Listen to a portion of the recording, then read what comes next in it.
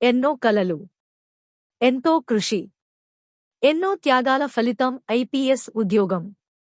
విధి చిన్న చూపు చూడడంతో ఆ యువ ఐపీఎస్ కలలు క్షణాల్లో మాయమైపోయాయి. తల్లిదండ్రులకు తీవ్ర దుఃఖాన్ని మిగిల్చాయి. మధ్యప్రదేశ్కు చెందిన 26 సంవత్సరాల హర్షవర్ధన్ ఐపీఎస్ ఎన్నికై మైసూర్లో శిక్షణ పూర్తి చేసుకున్నారు. శిక్షణ పూర్తి అనంతరం కర్ణాటక రాష్ట్రం హాసన్ జిల్లాలో తొలి పోస్టింగ్ ఇచ్చారు. పోస్టింగ్లో చేరడానికి కారులో బయలుదేరి వెళుతుండగా కారు టైరు పేలి చెట్టుకు ఢీకొనడంతో హర్షవర్ధన్కు తీవ్ర గాయాలయ్యాయి. ఆసుపత్రికి తరలించి చికిత్స తీసుకుంటుండగా ప్రాణాలు వదిలారు.